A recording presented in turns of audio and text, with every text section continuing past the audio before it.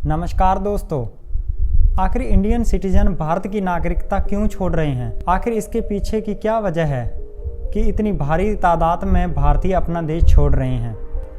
चलिए आज इसके बारे में पूरी डिटेल से जानते हैं इसकी पूरी वजह को।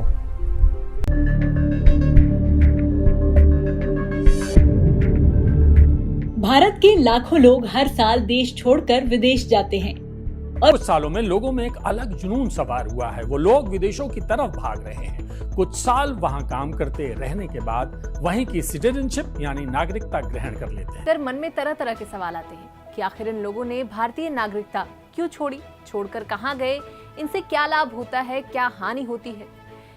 भारत के कई लोग विदेश में रहते हैं और अब तो कई लोग वहां के नागरिक भी बन रहे हैं और उसके बदले भारत की नागरिकता छोड़ रहे हैं। गृह मंत्रालय की रिपोर्ट के मुताबिक साल 2021 में 1,63,070 लोगों ने भारत की नागरिकता छोड़ी। आप इन दस्तावेज को देखकर अंदाज़ा लगा सकते हैं कि कितने लोगों ने भारत की नागरिकता छोड़ी। इसका लिंक मैं नीचे डिस्क्रिप्शन बॉक्स में डाल दूंगा। सबसे ज़्यादा अगर बात करी जाए तो 78,284 लोगों ने अमेरिका की नागरिकता के लिए भारत की नागरिकता छोड़ी। उसके बाद 23,533 लोगों ने ऑस्ट्रेलिया की और 21,597 लोगों ने कनाडा की, 300 लोगों ने चाइना की नागरिकता अपना ली। साल 2020 में नागरिकता छोड़ने वालों की संख्या 85,256 थी और साल 2019 में 1,44,017 लोगों ने भारत की नागरिकता छोड़ी। अब बात कर लेते हैं साल 2015 से 2020 के बीच लगभग 8 लाख से ज़्यादा लोगों ने भारत की नागरिकता छोड़ दी। हालांकि 2020 में कोरोना काल के दौरान इन आंकड़ों में थोड़ी सी कमी आई। अगर इसके पीछे की वजह की बात करी जाए तो इसके पीछे की 2 वजह सामने आई हैं।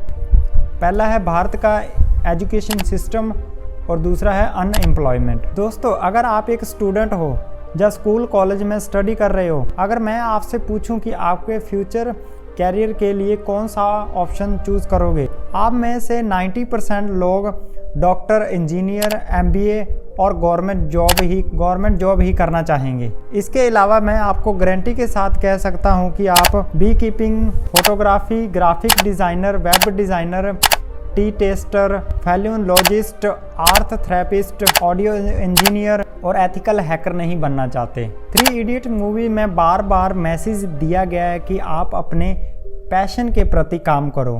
किसी महापुरुष ने कहा है कि कामयाब होने के लिए नहीं, काबिल होने के लिए पढ़ो। सक्सेस के पीछे मत भागो, एक्सेलेंस का पीछा करो। सक्सेस झक मार के तुम्हारे पीछे काम करो। लेकिन फिर भी लोग गिने चुने हैं जो अपने प्रोफेशन के पीछे भागना चाहते हैं। आखिर क्या वजह है इसके पीछे?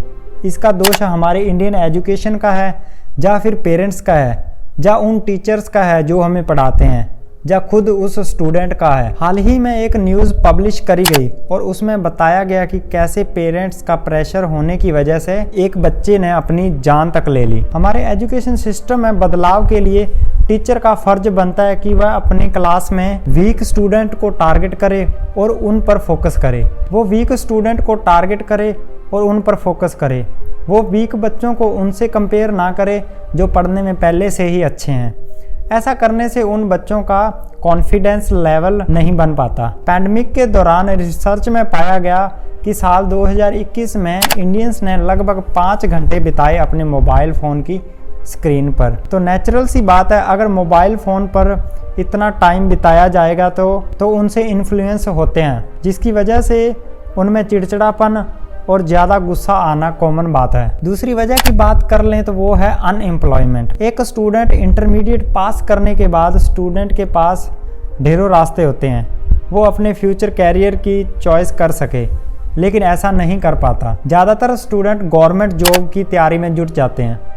वो एक ऐसी दौड़ने लग जाते हैं जिसमें पहले से ही कंपटीशन बहुत ज़्यादा है। साल 2018 में रेलवे ग्रुप डी की लगभग 1,03,769 पोस्टें आई और उसको अप्लाई करने वाले कैंडिडेट 1,25,28,464 लोग थे।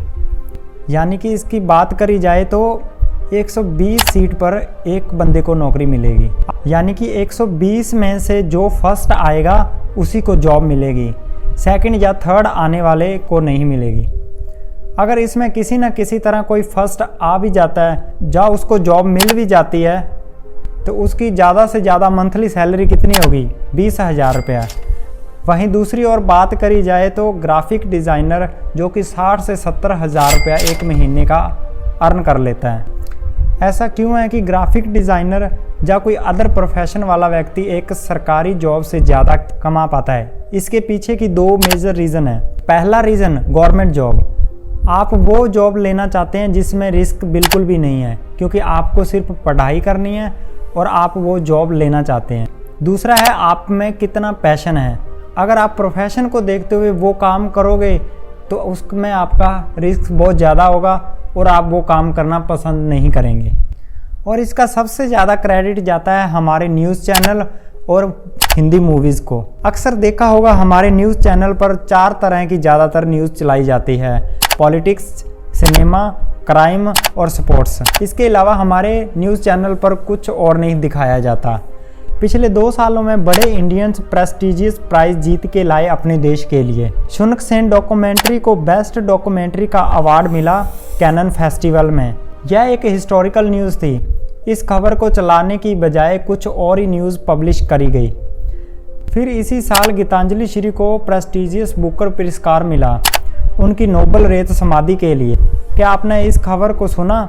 या इसके अलावा Indian mathematician doctor Neena Gupta 4th ऐसी इंडियंस हैं जिसे रामानुज प्राइज से सम्माना गया। क्या आपने उसका इंटरव्यू टीवी पर देखा या कहीं उसकी न्यूज़ पब्लिश करी गई? और साल 2018 में दानिश सिद्दीकी और अदनान अदीदी को पुलित्जर पुरस्कार मिला उनकी फ़ोटोग्राफी के लिए। और साल 2020 और 22 में भी इंडियंस को पुलित्जर पुरस्कार मिले। क्या इसके बारे में कोई भी इंटरव्यू टीवी पर दिखाया गया या कहीं भी कोई न्यूज़ पब्लिश करी गई? नहीं करी गई। अगर इस खबर को न्यूज़पेपर के फ्रंट पेपर में हाईलाइट किया जाता तो लोग इंस्पायर्ड होते, यूथ लोग पैशनेबल फील कर पाते, उनमें इंटरेस्ट बढ़ता। वो फोटोग्राफी में, वेब डिज़ाइनिंग, जर्नलिस्ट, लिटरेचर और मैथमेटिशियन को अपना करियर ऑप्शन चुनते। लेकिन नहीं, न्यूज़ चैनल पर तो किस तरह की खबरें दिखाई जाती हैं।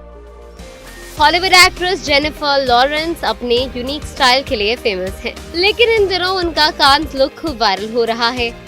बताओ जरा, इस तरह से कोई फ़ायदा होगा सोसाइटी को? 3 इडियट्स जैसी फिल्में हैं, एक्सेप्शंस हैं। आमतौर पर आपने नोटिस किया होगा जो किताबों में हीरो या फिल्मों में होते हैं उनकी क्या प्रोफेशन होती है। आर्मी ऑफिसर, पुलिसमैन, कभी कभार गैंगस्टर बना देते हैं और कुछ केसेस में तो बिजनेसमैन या स्पोर्ट्समैन भी दिखा देते हैं। किताबों में कभी भी ऑर्थोलॉजिस्ट, बी कीपिंग, सितार प्लेयर जैसे प्रोफेशन नहीं दिखाए जाते। दूसरा फैक्टर यहाँ पर आता है पेरेंट्स का। अक्सर कई पेरेंट्स इस प्रॉब्लम को बद से बदतर बना देते हैं। अगर आपने अपने पेरेंट्स पर कोई सवाल किया या उनसे कोई भी बात की या आपने उनकी बात को डिसएग्री किया तो आप पर बदतमीजी का लेवल लग जाएगा। आप संस्कारी नहीं हो क्या? लेकिन जरा खुद सोचकर देखो, अगर हर बच्चे के पेरेंट्स समझदार और बुद्धिमान होते तो पूरी दुनिया बुद्धिमान लोगों से भरी होती। इसी रीजन से कई पेरेंट्स अपने आप को अथॉरिटी फिगर समझने लगते हैं। यह पेरेंट्स अपने बच्चों को पनिश करते हैं, मारते पीटते हैं। छोटी मोटी चीज़ों को लेकर अगर बच्चे ने डिसओबे किया तो उन्हें पनिश किया जाता है। ऐसे पेरेंट्स अपने बच्चों को काफ़ी स्ट्रिक्टली पेश आते हैं। उनका मानना है कि ऐसा करने से बच्चे वेल मैनर्ड, गुड, डिसिप्लिन और रिस्पॉन्सिबल और अडल्ट बनेंगे। एक्चुअली में यह बात सच नहीं है। कई रिसर्च पेपर में साबित किया गया है स्ट्रिक्टली पेरेंटिंग होने से बच्चा डिप्रेशन में जा सकता है। इससे उनकी डिसीजन मेकिंग एबिलिटी पर बुरा असर पड़ता है। यह मेरा पर्सनल ओपिनियन नहीं है, बल्कि दुनिया भर की रिसर्च में यह साबित किया गया है। ऐसे कि हम अपने बच्चों को इंजीनियर बनाएंगे। हमने तो अपने बच्चे से कह दिया है जितना टाइम लगे तुम यूपीएससी निकालना। हमने तो अपनी बेटी के लिए डॉक्टर ही सोच रखा है। ऐसी बातों को सुनकर एक ऑलरेडी अनकॉन्फिडेंस बच्चा जिसका सेल्फ स्टीम गिरा हुआ है वो कभी सवाल ही नहीं कर पाता। इन पेरेंट्स के दिमाग में यही चलता है कि हमारे ज़माने में ऐसा होता था, वैसा होता था। हमें पता है कि सही करियर ऑप्शन क्या है, स्टेबल करियर ऑप्शन क्या है। वो भूल जाते हैं अपने आप को समय के साथ अपडेटेड रखना। इसका नतीजा यह निकल कर आता है कि इंडियन इकोनॉमिक्स के लिबरलाइजेशन होने के 30 साल बाद भी आजकल सरकारी नौकरियां टॉप डिमांड पर हैं। पिछले 8 सालों में करीब 22 करोड़ एप्लीकेशन अप्लाई हुए हमारे देश में, लेकिन सिर्फ 7,22,000 सरकारी नौकरियां ही अवेलेबल थी। और अनकन्वेंशनल कैरियर का सही फ़ायदा होता है कि कंपटीशन कम होता है। वो अलग बात है कि आजकल ऑनलाइन प्लेटफॉर्म पर भी कंपटीशन बढ़ चुका है। बहुत से ऐसे करियर ऑप्शन हैं जिसमें ना के बराबर कंपटीशन होगा। अगर आप ऐसी दौड़ दौड़ोगे जहां पर दौड़ने वाले सिर्फ आप अकेले होगे तो आप पक्का फर्स्ट आओगे। बताओ किसे नहीं मज़ा आएगा ऐसी दौड़ दौड़ने में। हम अपने टॉपिक से बहुत ज़्यादा डाइवर्ट हो गए। चलिए चलते हैं हम अपने टॉपिक की ओर। यही कारण है कि स्टूडेंट अच्छी एजुकेशन प्राप्त करने के बाद भी जब उसे जॉब नहीं मिल पाती तो वह डिप्रेशन में चला जाता है। उसके पास एज ए करियर के तौर पर कोई भी ऑप्शन नहीं होती। वो अपना करियर बनाने के लिए विदेशों में जाना पसंद करते हैं। हमारे देश के मुकाबले दूसरे देशों में उनको ज़्यादा फैसिलिटीज़ मिलती हैं, जिसकी वजह से सभी स्टूडेंट स्टडी वीज़ा अप्लाई करते हैं और दूसरे देशों में चले जाते हैं। इतना आसान नहीं है दूसरे देशों में रहना और वहाँ के एनवायरनमेंट में सर्वाइव करना। हाल ही में एक न्यूज़ के अनुसार ऑस्ट्रेलिया ने इंडियन स्टूडेंट के आने पर बैन लगा दिया, जिसमें से फेडरल यूनिवर्सिटी ऑफ विक्टोरिया और दूसरी Western Sydney University in New South Wales. इन यूनिवर्सिटी ने भारत के 6 राज्यों में आने वाले स्टूडेंट पर बैन लगा दिया। Punjab, Haryana, Gujarat, Uttar Pradesh and union territory Jammu and Kashmir. इसकी जो वजह बताई जा रही है वो है इंडियन स्टूडेंट वहाँ पर पढ़ने के लिए जाते हैं, पर वहाँ पर स्टूडेंट पढ़ाई के साथ साथ अपना खुद का खर्चा निकालने के लिए काम करते हैं। यह कहीं भी गलत नहीं है। अगर कोई स्टूडेंट पढ़ाई के साथ साथ अपना खर्चा निकालता है तो वह अगर उसको दूसरे स्टूडेंट के साथ कंपेयर किया जाए जो खुद पढ़ाई करता है और कुछ भी नहीं करता, उसके मुकाबले काम करने वाले में ज़्यादा क्रिएटिविटी होगी और वो ज़्यादा पढ़ाई कर सकेगा और उस स्टूडेंट में एब्जॉर्ब करने की शक्ति उसमें ज़्यादा होगी। आपकी इसके बारे में क्या राय है नीचे कमेंट करके ज़रूर बताना। मिलते हैं अगली वीडियो में।